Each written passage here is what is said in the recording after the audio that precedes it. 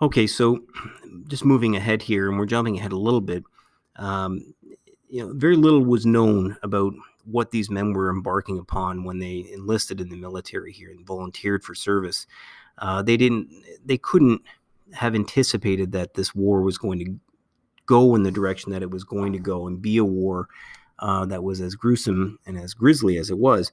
And certainly with the invention here of weaponry, the sophistication of weaponry, primarily the machine gun, that is going to force this war to be one that was fought in the ground. Okay, and that is where trench warfare, which characterizes this war, where the reason why it came to be that way. Neither side here wanting to give up territory. Neither side wanting to back down. So the only solution was to just dig in. And because of all those, we talked about those causes, the fact that these were industrial nations, there was an unending supply of weapons. It was really like in a war of attrition. It's like, who's the last man standing? Well, the consequence of that is that it's going to result in a lot of death. But beyond the obvious uh, hazards, I guess, of trench warfare came a few other things that were unexpected that soldiers had to deal with. And you could imagine it would be, a stressful enough situation being in a hole in the ground, knowing that artillery shells are flying overhead and machine guns are being fired at you. There were other things here that are going to take a toll on men's life. So I just want to take a look at a couple of slides here that talk about that. One of, as you can see in this picture here, one of the unanticipated um, terrors of trench warfare came from the prevalence of these things. Those are rats. And these were enormous, enormous rats that began to invade the trench system. And you can imagine the conditions were just absolutely perfect for a rat's existence. A rat is a bold creature that will eat anything.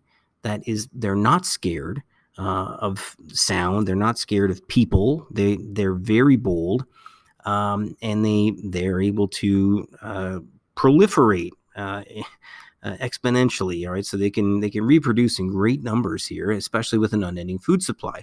And they love the muddy conditions of the trenches. It was perfect, right?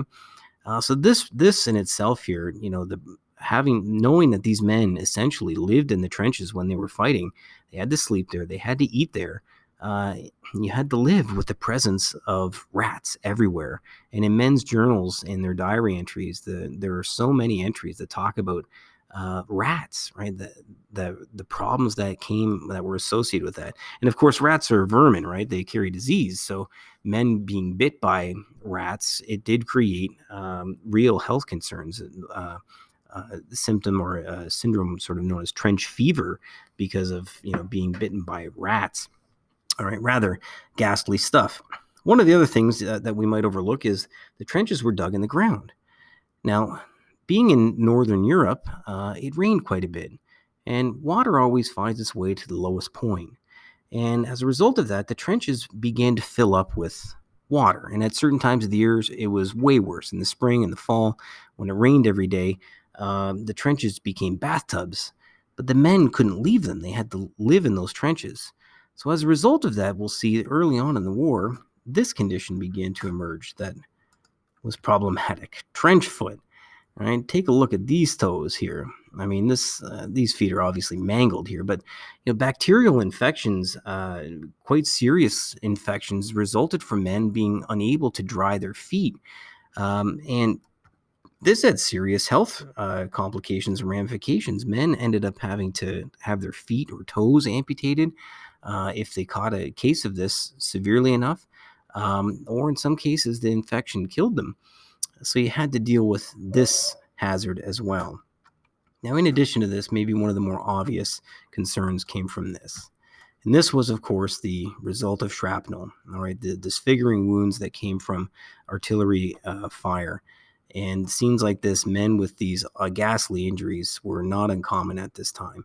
And it produced a condition that was nicknamed shell shock. And there's a good video here that I encourage you to click on and watch that will describe that condition.